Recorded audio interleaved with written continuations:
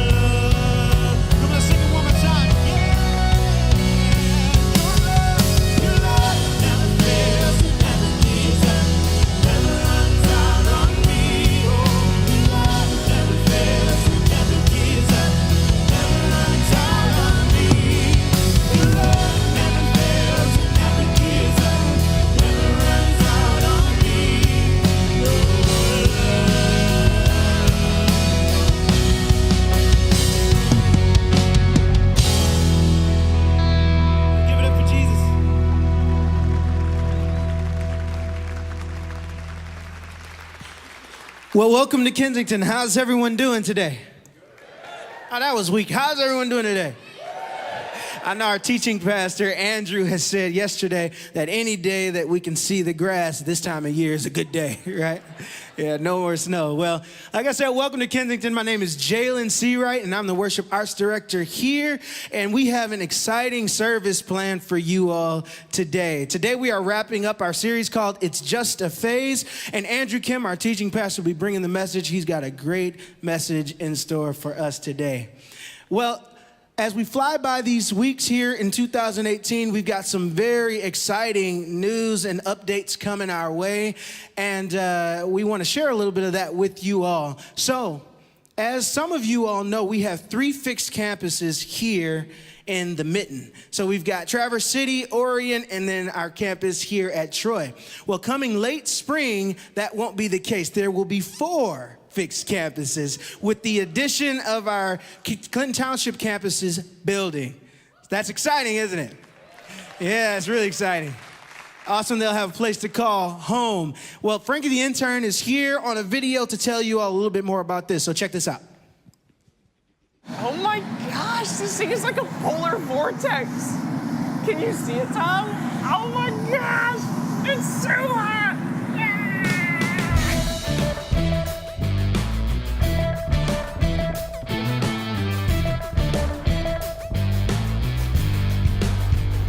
All right, everybody, it's Frankie the intern here.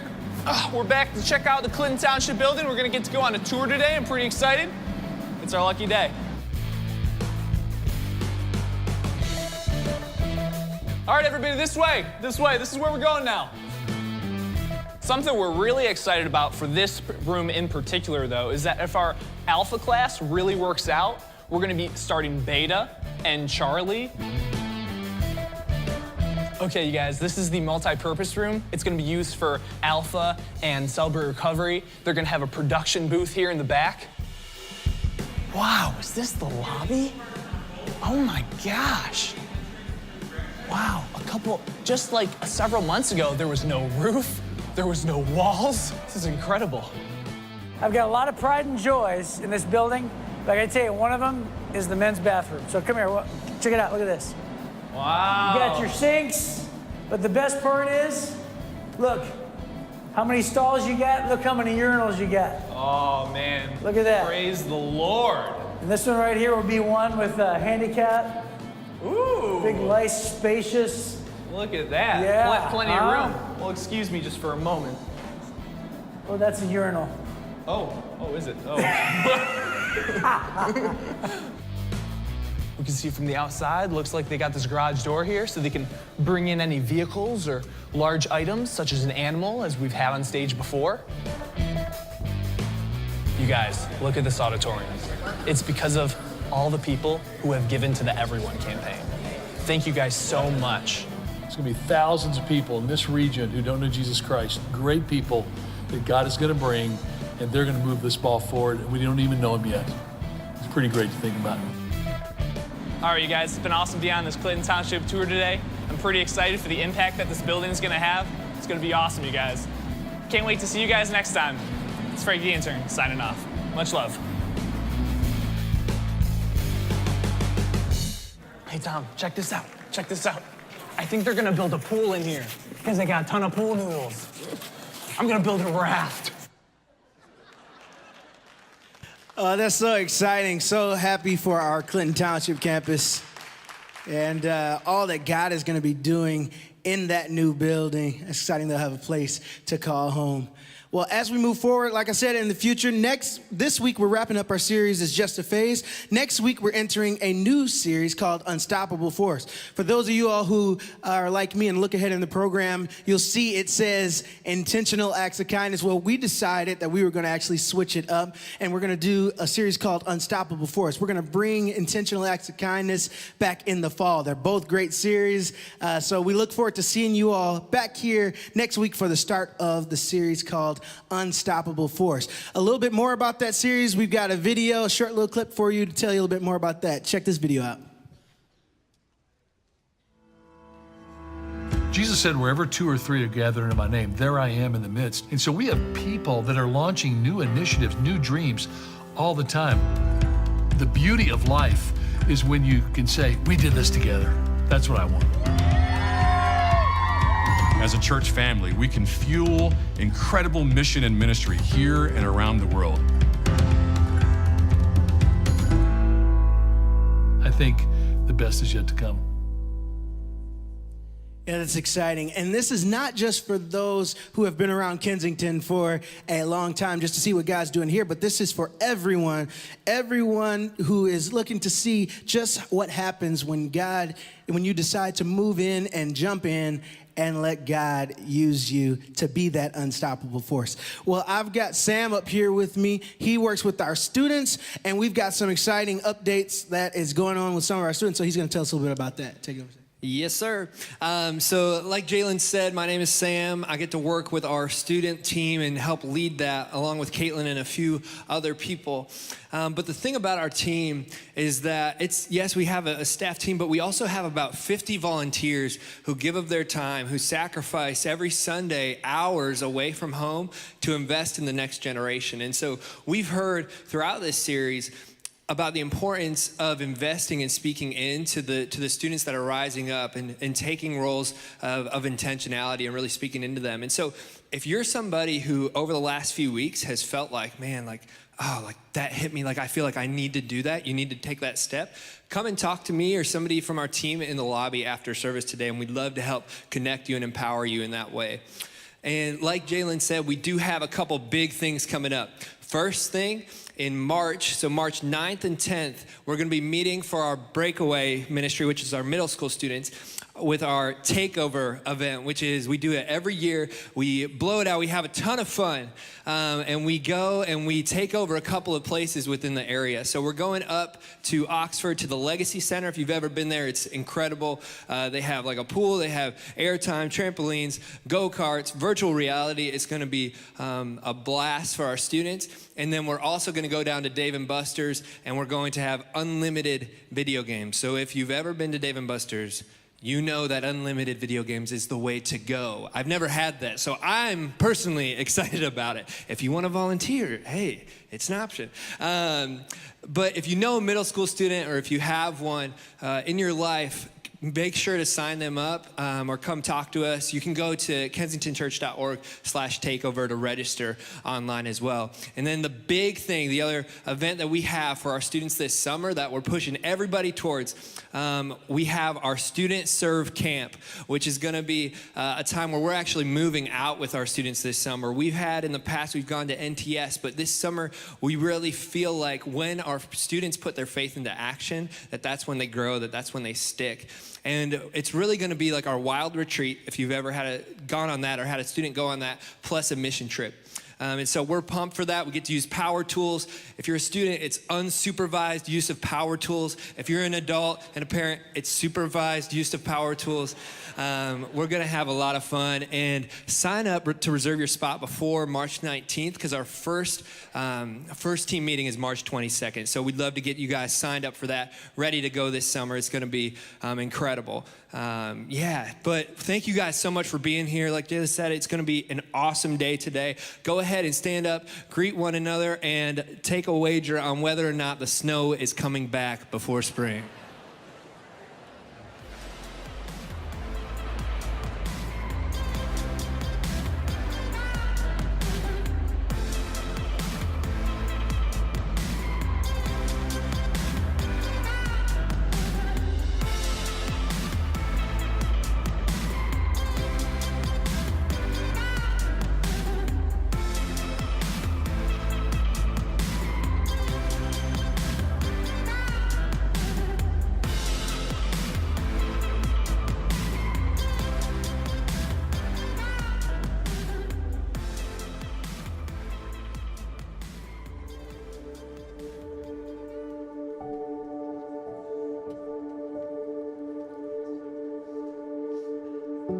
Oh, look! She took her first step. Her.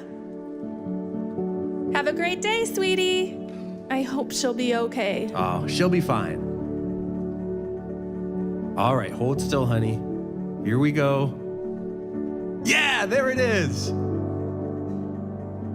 Okay, let's take a look. Oh, it's not too bad, just a scratch. I think she needs stitches. Stop. I know. I'm so sorry, honey. Girls can be mean. Be careful. And remember, everyone out there is an idiot. Ugh. Oh, honey, you look so beautiful. What's his name? Seriously? Oh, look at you. My goodness. Honey, we're really proud of you. Okay, you're gonna do great. I'll FaceTime you around 4 every day. We'll see about that. Are you okay? Yeah, I'll be fine. It just went so fast. I know.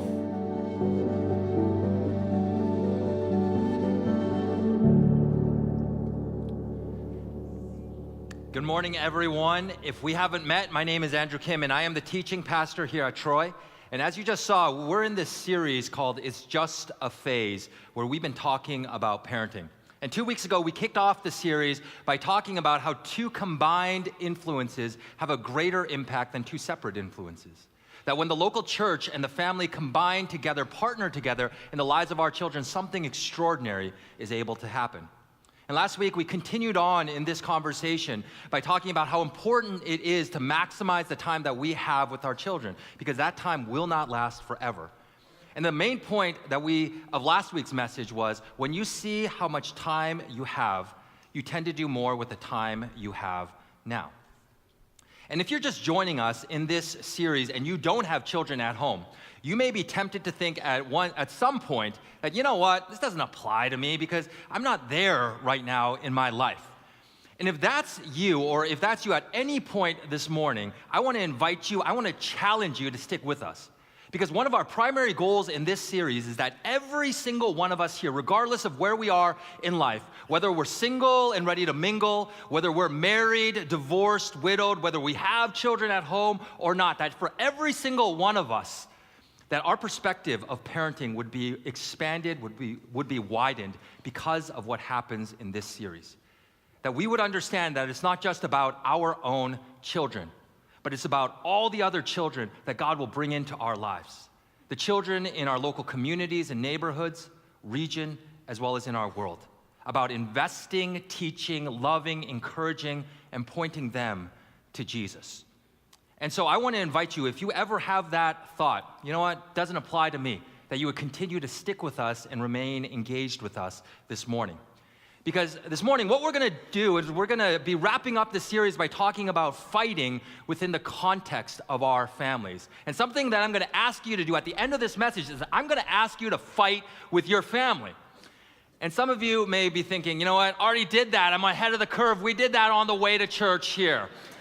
How many of you actually did that? Just by a quick show of hands, how many of you already fought with your family? So you guys are ahead of it. But if you already did that, and if that's you, I'm going to ask you to go and to do it again, but this time in a very different way. But I think something that we can all agree on is that every family fights, every single one. And sometimes the fights that we have with our family, they're just small little dust-ups, small little disagreements. Other times, they're huge blow-ups, where there's thunder and where there's lightning. And we're going to hear a song right now that talks exactly about that.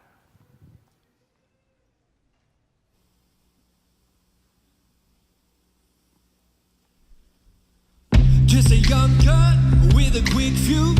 I was uptight, wanna let loose. I was dreaming of bigger things and wanna leave my own life behind. Not a yes sir, not a follower. Fit the box, fit the mold, have a seat in the foyer. Take a number, cause I was lightning before the thunder.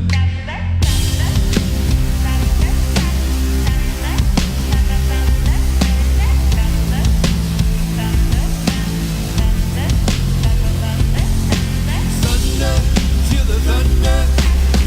Lightning and the thunder. Thunder, feel the thunder. Lightning and the thunder. Thunder. The kids were laughing in my classes while I was scheming for the masses. Who do you think you are? Dreaming about being a big star. You say you're basic, say you're easy, always riding in the backseat. Well, now I'm smiling from the stage while you were clapping in the nosebleeds. Thunder, feel the thunder. Lightning and the thunder. Thunder, feel the thunder. Lightning and the thunder. Thunder, feel the thunder. Lightning and the thunder. Thunder, feel the thunder. Lightning and the thunder. I've been nice to you and you're having an attitude problem.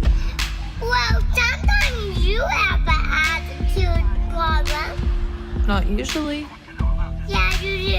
Because Dad's a problem. Just you're the problem. Who, me?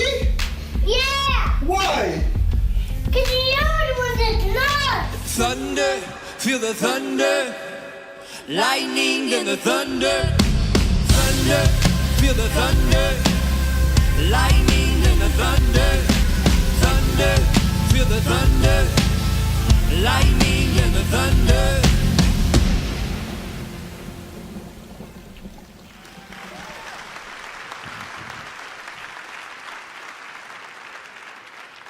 We've all been there, right? We've all experienced the lightning and the thunder when we go at it with our family, when we go at it with our children. And as I was thinking about this song this past week, the lightning and the thunder, when that happens, I was reminded of something that happened a couple of months ago, a fight that I got into with my daughter Ellie, and she's 6. And the reason why we got into it was that I had made dinner and she refused to eat it. And I remember I had had a long day, I had had a long week up to that point. So I was tired, I was stressed, I was frustrated, and not to mention my wife was working late that night, so I was solo with the kids. So what I wanted from my children that night was I wanted compliance. If I asked them to do something, I wanted them to look at me and say, "Yes, kind and loving Father, we will immediately do what you asked." That's what I wanted. But you know how many times that my children have said that to me in their short lives? A big fat 0. That has never happened and probably will never happen. And if it ever happened, I'd probably run away thinking that their bodies had been taken over by aliens. But that night, that's what I wanted. And part of me even expected that. But I wasn't getting it from them, and especially not my daughter Ellie. And so we went back and forth a little bit, and then I had a short fuse that night, so I just got frustrated, and I ended up saying to her, "If you don't want to eat dinner, then just go to your room." And so she got up out of her seat, but before she walked off, she turned and looked at me with her angry face, because I know she wanted to get the last word in. And she looked at me and she said, "Dad, all you care about is us listening to you. All you care about is us doing what you say." And you would have thought that I would have gotten so angry with her. But I didn't, because what she said, her statement, hit me like a ton of bricks, because I felt like there was so much truth in what she said. Because when it comes to being a parent, I tend towards being a rules parent, because I was raised by a rules parent. So oftentimes my attitude when it comes to my children is do what I say. Do what I say or else. Classic rules parent. But my wife, Robin, she's very different than me when it comes to parenting, in that she tends to be more of a relational parent. So in this situation, how she would have handled it is that if my daughter, if our daughter had refused to eat dinner and she was there, she would have taken the time, sat next to her, and then she would have asked her, "What's wrong? Why don't you want to eat dinner?" And then she would have taken the time to explain to her why it's important to eat what we make and why we in our family don't make separate dinners for every single person. Very, very different approach.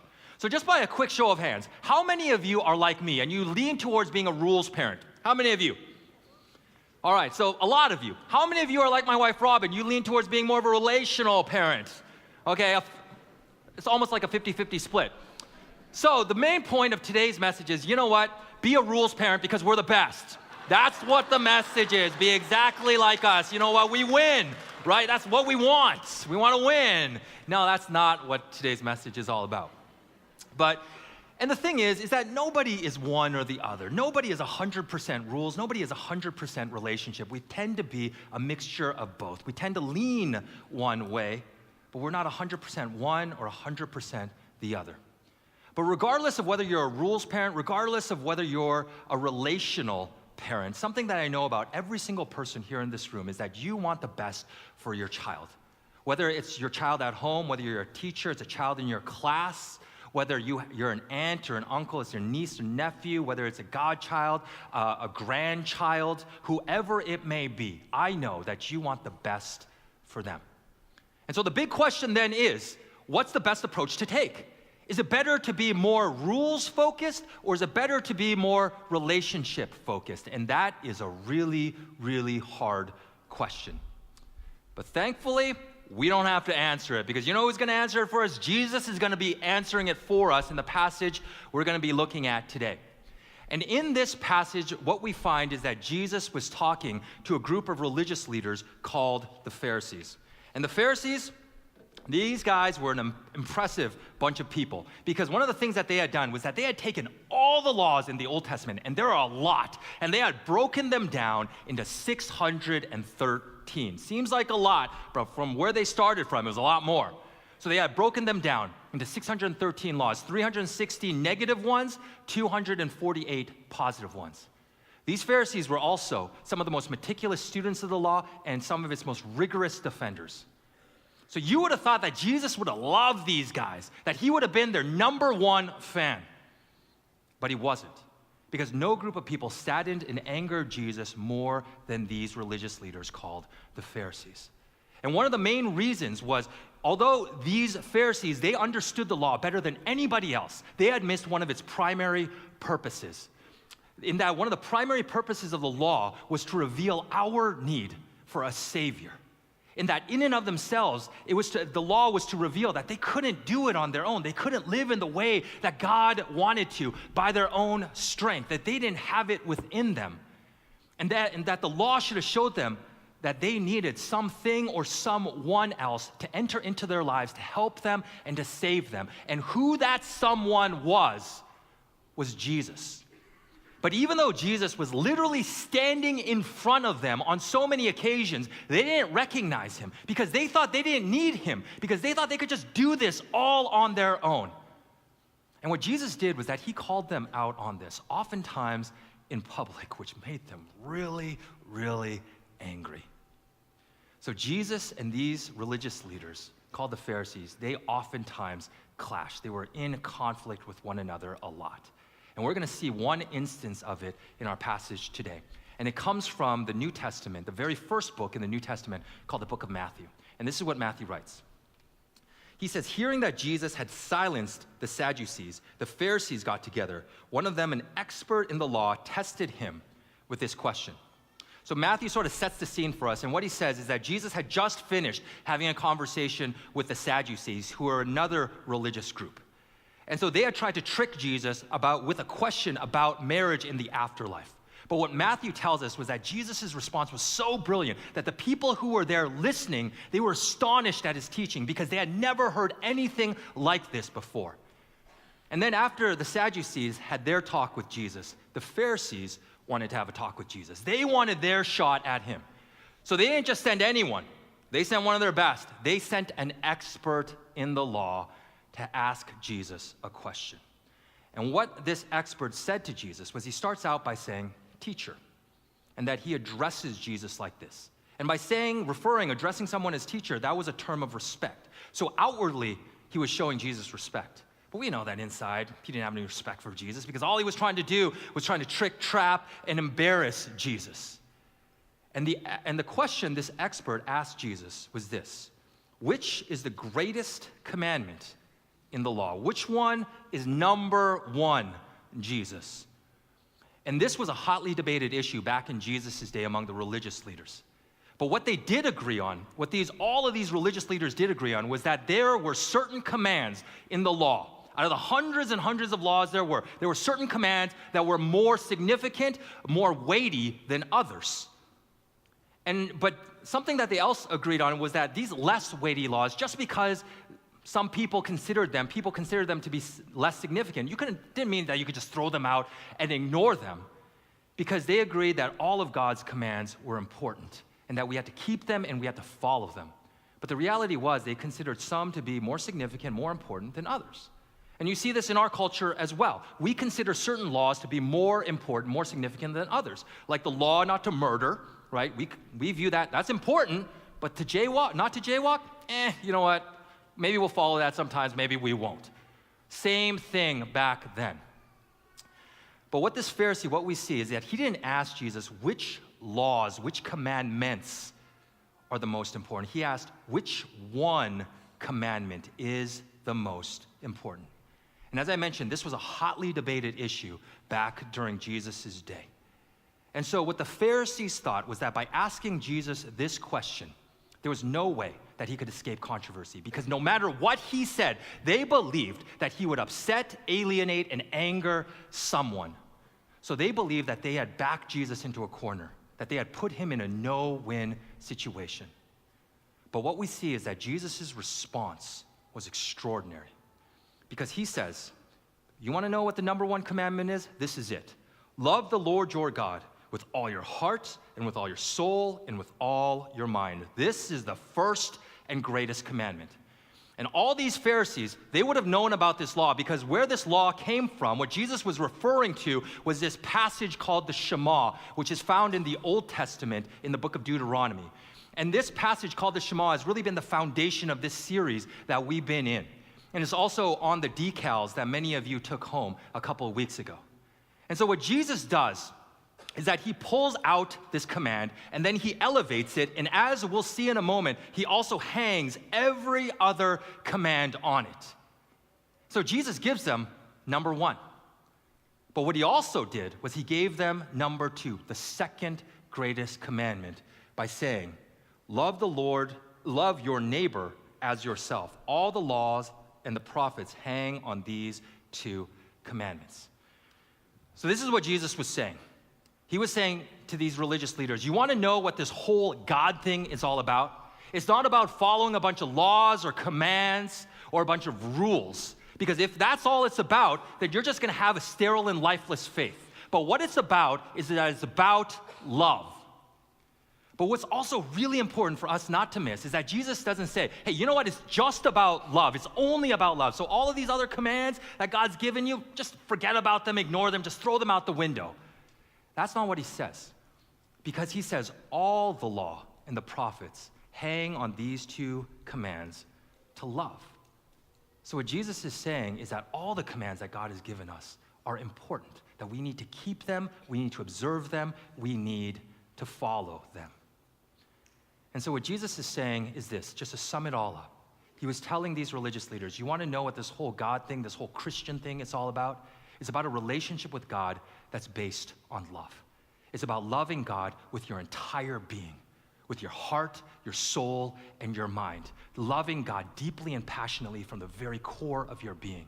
And when you do that, then you will understand in a greater way God's love for you as well. You will understand that he loves you, he values you, he cherishes you, he is for you. And when we understand that, then we'll be compelled to follow these laws, these commandments, because we'll understand that God hasn't given us these laws, these commandments, to make our lives complicated or miserable or to somehow restrict us, but rather the opposite. He's given them to us to set us free. It's incredible, incredible statements that Jesus makes here. And so going back to that question, is it rules or is it relationship? What Jesus says in this passage is that it's both. And that what we try to separate, Jesus fuses together in an incredible way. And imagine if we had this perspective when it comes to our children, when it comes to parenting, that it wasn't rules, it wasn't relationship, but it was both. That our children understood that it wasn't just about doing what we say, following the rules and the boundaries that we've set for them, but they also understood that it was about relationship, that we loved them, that we valued them, and that we cared for them more than they could ever understand or imagine. And my thought is that if our children understood this, that it is both, that we would capture their heart and that they would understand that we are for them. But if this is gonna happen, something that I know and something that many of you know is that it's not just gonna happen by accident. We're not just gonna fall into it one day. Because if we want our children, if we want this to be a greater reality in their lives, we have to be intentional. We have to fight for it as parents, as teachers, as people who have children in our lives who are investing into. We have to fight for it. And so if this is what you want to be a greater reality in your children's lives, I want to just give you 3 things that we can fight for today to make this happen. The first thing to fight for as parents is that what we need to do is that we need to fight for our children's interests. And something that I know that many of us, including myself, are very, very good at is that we're really good at fighting for our own interests.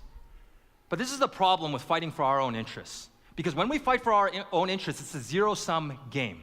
In that in order for us to win, in order for our interests to prevail, that means that someone else has to lose, that someone else's interests have to be sacrificed. And oftentimes when that happens, walls come up and the relationship suffers.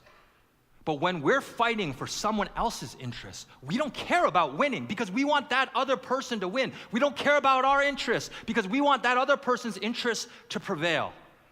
And when that happens, walls come down and the relationship gets stronger, not only in the short term, but also in the long term. So what if we fought for our children that way? We fought for their interests. It wasn't about us winning, but it was about them winning. It wasn't about our own interests winning or prevailing, but it was about their interests prevailing. And we were willing to sacrifice whatever it took to make that happen. Whether it's our pride, our ego, maybe our own lives. And if that is the way that we fight for our children, I can imagine that walls would come down and our relationship with them would get stronger, not only in the short term, but also in the long term. And somebody who fought for my interests was a man by the name of Tim. And how I met Tim was that right after college, I went to work for a humanitarian organization called Mercy Ships. And Tim was my boss, he was my mentor, the first father figure I ever had in my life. And at the age of 23 years old. First father figure because my father passed away of cancer when I was 4.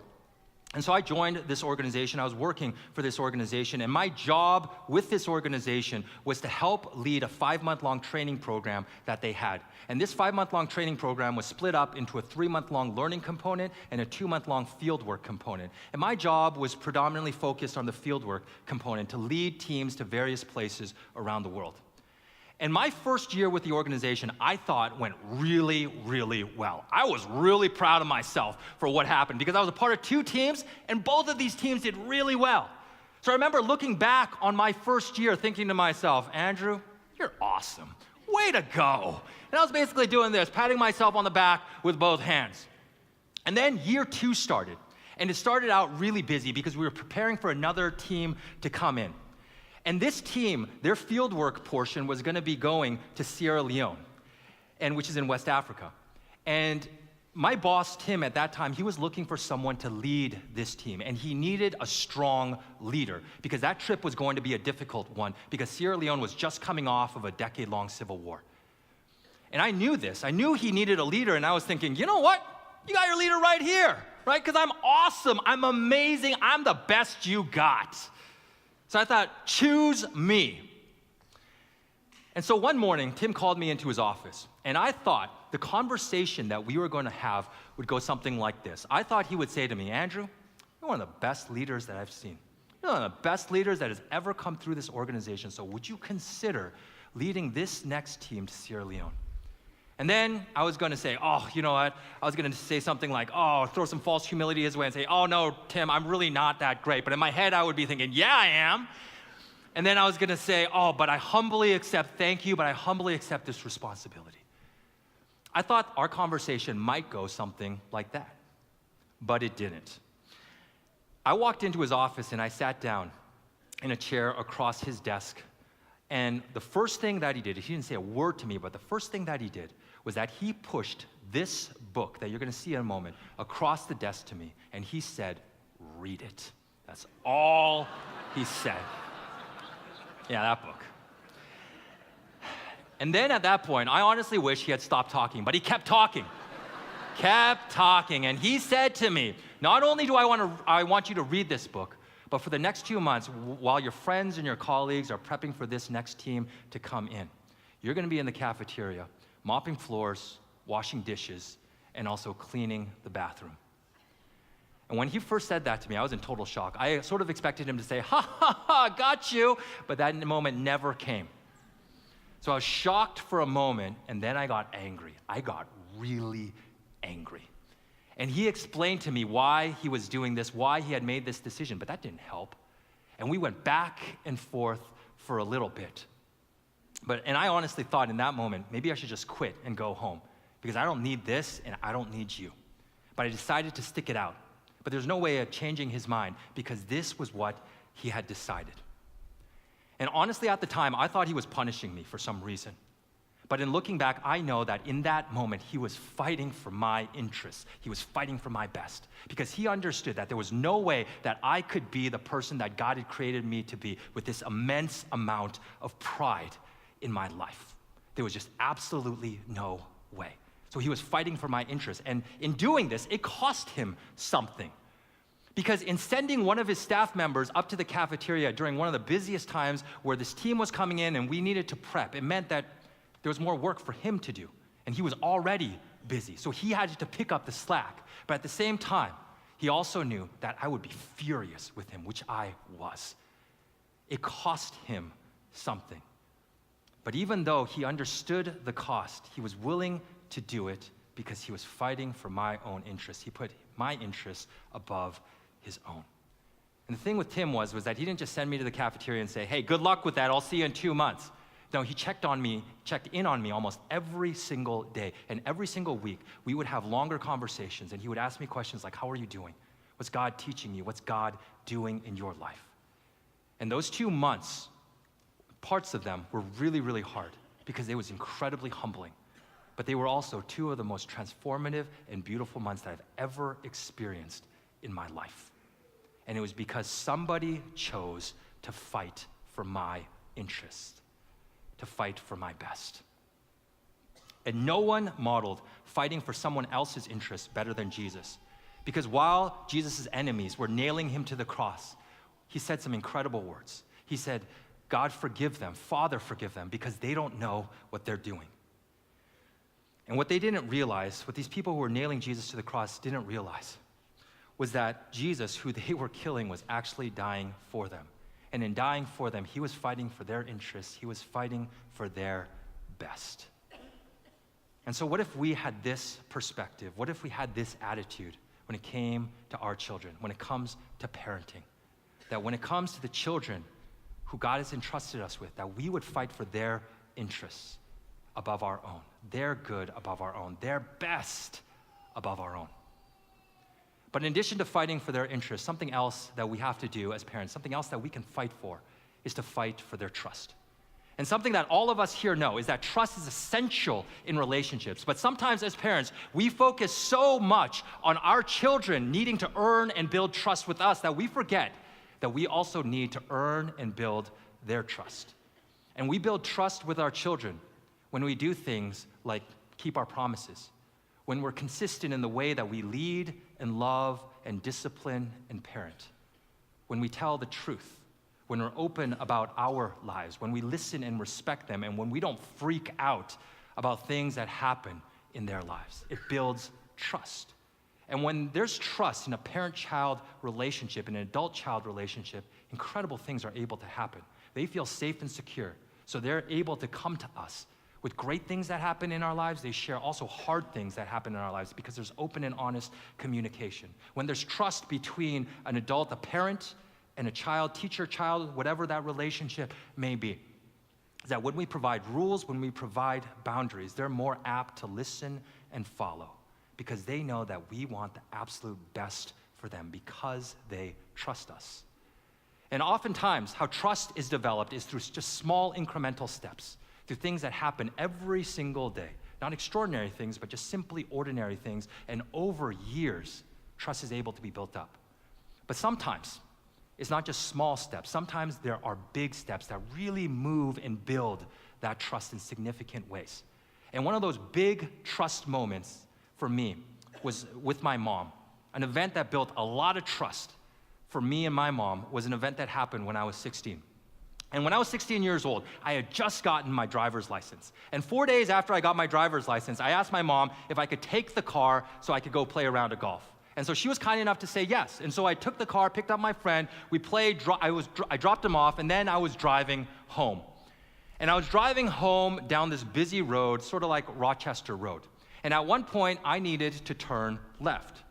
But in Vancouver, the city I grew up at the time, they didn't really have a lot of turn signals like we do here. So the only way that I could turn left was to wait until that light, was to inch out into the intersection, wait for that light to turn yellow, and wait for oncoming traffic to stop, and then to be able to make that turn. So that's what I did. Right? I inched out into the intersection, and I remember that light turning yellow. And then I saw oncoming traffic stop, and then I started to make my turn. But then in the middle of the turn, I looked up and I realized that there was a van barreling towards me, and we collided. And when I came to my senses, I looked up and I couldn't see out my windshield because my hood was like this. And my steering wheel had gone from being here to being right here. But thankfully, I was able to sort of shimmy out, and I got out the passenger door. And when I looked at my car, or my mom's car, I thought to myself, oh boy, I am in big trouble. And I can't even tell you how scared I was to call my mom, because I thought, you know what? I thought that my mom would just flip out on me. I thought she would say something like, I never should have trusted you with the car. I knew that you were too inexperienced. I knew that you weren't responsible enough, that you wouldn't make good decisions. Do you know how much this is gonna cost us? How much time it's gonna require for us to get this fixed or to buy a new car? I thought that's what she would say to me.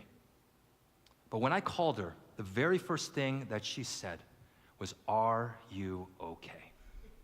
She never even mentioned the car in the first conversation that we had. Didn't even mention anything about it. And later on, I asked her, and I said to her, you know what, Mom? I was really scared to call you. I was really scared to talk to you about this because I thought you'd just flip out on me. But you didn't. Why not? And she told me that when my dad was alive, at the very beginning of their marriage, she had gotten into a car accident, and she felt the same way. She was scared to tell him because she thought that he would get angry. But his response, the first words out of his mouth were, are you okay? He didn't even mention the car because he understood that the car is just a thing and things could be replaced. And she said, you know what? I remember how that made me feel. I remember that made me feel loved and cared for, and it made me feel valued, and that's how I wanted you to feel as well. And I cannot tell you how much trust that built up between myself and my mom, because I knew in that moment that, you know what, I can go to her with the hard things. I could go to her with my failures. I could go to her when I make mistakes, and she's not gonna flip out on me because she is for me. That day, she fought for my trust, and it built up a huge amount of trust between her and me. So 2 things that we can fight for with our children. We need to fight for their interests, and we also need to fight for their trust. But before I mention the third thing, what I want to do is I want to invite the ushers to come forward to receive our offering today. And if you're new with us today, first thing I want to say is we want to welcome you, and we want to say thank you so much for being here. We're thrilled that you're here. But please do not feel any obligation to give, because what we'd love for you to do is that after the service, to go out into the lobby and to have a conversation with someone at our starting point table. And you'll be able to see them because they're wearing bright orange shirts with the big words starting point on the front, and we'd love for you to talk to them about how you can get connected into our community. But 3 things that we need to fight for is that we need to fight for our children's interests, we need to fight for their trust, but we also need to fight for our own relationship with God.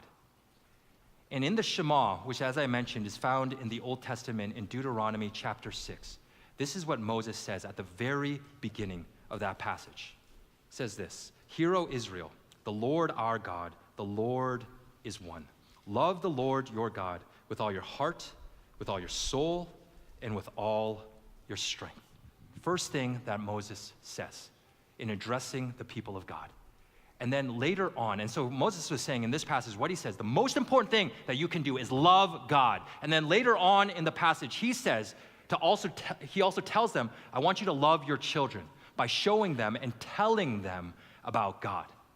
And I think the order is so important because Moses says, first of all, parents, adults, love God. Second thing that I want you to do is love your children. And the reason why I believe that Moses does it in that order is because he understood that our capacity to love our children was based on our relationship with God. That when we love God like this in a greater way, when we take steps towards loving God in this way, that God's love in a greater way is poured out into our lives. And then with this love, we are able to then love our children as God has called us to love them. But if our relationship with God, if we're not fighting for our relationship with God every single day, that's not going to happen. Because for every single one of us, I know that there are so many things every day that are vying and fighting for your time. So unless we make this a priority, unless we say every single day, God, I'm going to prioritize my relationship with you, there's no way we're going to be able to love our children in this way, in the way that God has called us to. And this love that God has called us to love our children with is an incredible love. And we're going to be reminded of this love in a moment when we all stand up and we're going to read a passage from 1 Corinthians 13 that talks about love. And it's a beautiful picture of love. And if you've been to any wedding, you've probably read this passage, or you probably heard this passage because it's very, very common at weddings. But it's a beautiful, beautiful picture of love. The love that God has for us and the love that also He tells us to love our children with. And yesterday, some of the people on our teaching team, we were having a conversation about this passage. And Steve Andrews, who's our co-founder and the leader of our movement, he had some incredible insights about these words. And this is what he wrote. He said, the love that Jesus is talking about in 1 Corinthians 13 is impossible. It's not only a beautiful description of love, it's also a damning mirror to how poorly we as human beings love. Only Jesus in us, by His Holy Spirit, can love this way. If we miss this, then we just made love another impossible rule to follow that none of us can do. That's why Jesus came, to fill our hearts with Himself. And what Steve was talking about is that there is no way, this passage that we're going to be reading in a moment, there's no possible way that we as human beings, that we as parents, we as teachers, mentors, whoever it may be, that we can love our children in this way. Impossible. We don't have what it takes. But if we want to love our children in this way, it requires the help of God. Because without Him, no chance. And so, which is why we, again, need to be connected with Him and fight for our relationship with God every single day.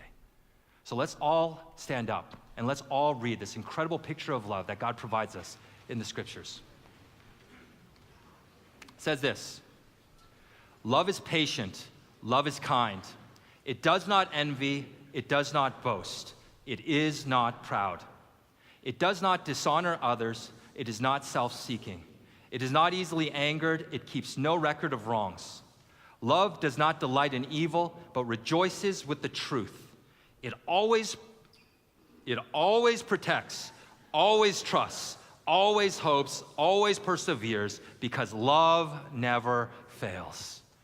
It's an incredible, incredible picture of love. And something about this whole journey in regards to parenting is that it is a very, very hard journey. And I said this last week, but it's the hardest thing that I've ever done and ever experienced in my life, because in no other area of my life have I ever made so many mistakes and had to apologize so many times. And if you've experienced this, if you've invested in a child, you know this as well. You know this truth because you've experienced this truth. But on this journey, we're going to make a ton of mistakes with our children. But when we make those mistakes, we can take comfort in the fact that those mistakes, when we do make them, it provides space for God to enter in and to do what only He can do, which is truly the extraordinary. So on this journey that every single one of us, as parents, as teachers, as mentors, as uncles and aunts, as grandchildren, as godparents, whoever it is, that you would know that on this journey that you would take courage. And that we would take courage. And we're going to sing that song in a moment. But that we could take courage and have courage. Not because we're great in and of ourselves, but on this journey that's called parenting. That because we can take courage, because God is with us, that He is for us and will give us everything that we need to love our children in the way that He's called us to.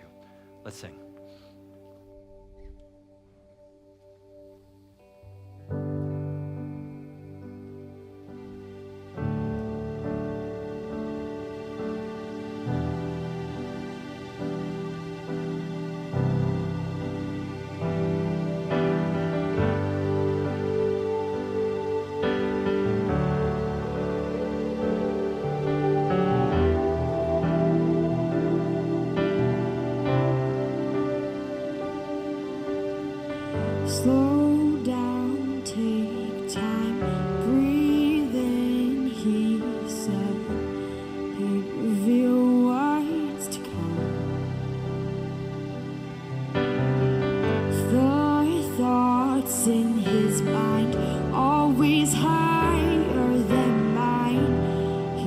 reveal all to come. So take courage, my heart. Stay steadfast, my soul. He's in the waiting. He's in the waiting. Hold on to your hope. Watch your triumph unfold. He's never failing. He's never failing.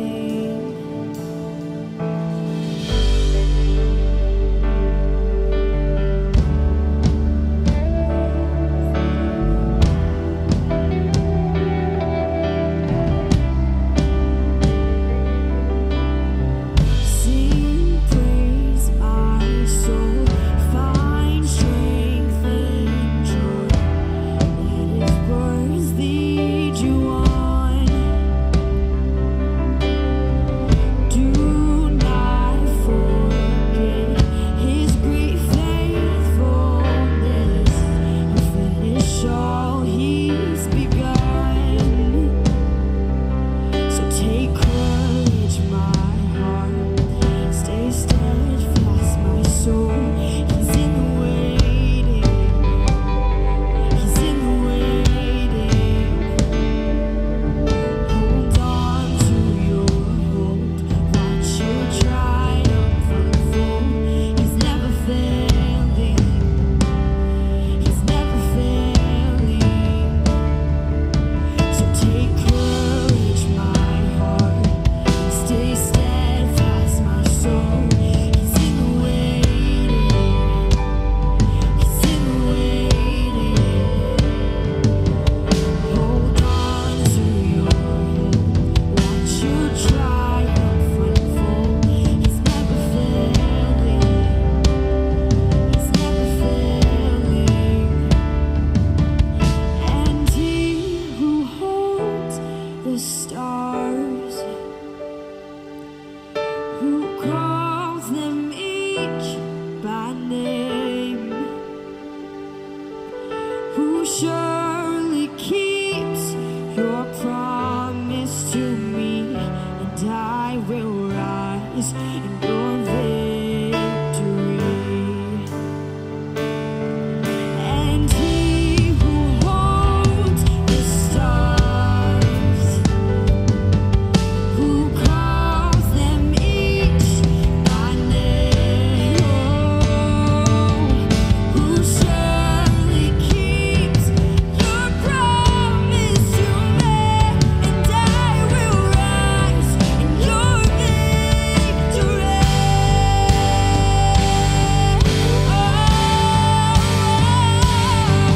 Take courage, my heart. Stay steadfast, my soul. He's in the waiting. He's in the waiting. Hold on to your hope. Watch your triumph unfold. He's never failing. He's never failing. Take courage, my heart. Stay steadfast, my soul. He's in the waiting. He's in the waiting. Hold on to your hope. Watch your triumph unfold. He's never failing. He's never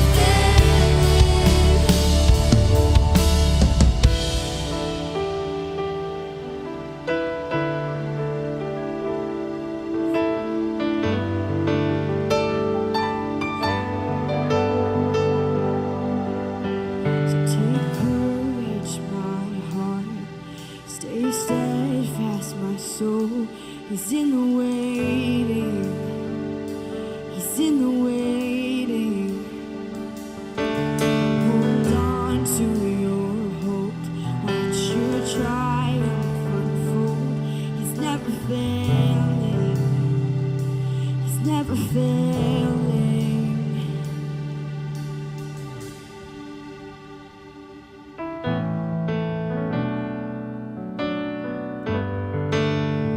This is the last song we have, but I think we've been singing this one for great in this series to just be reminded that all God's promises are yes and amen. Is that something we can all agree on? That's kind of weak. Is that something we can all agree on? So sing this out.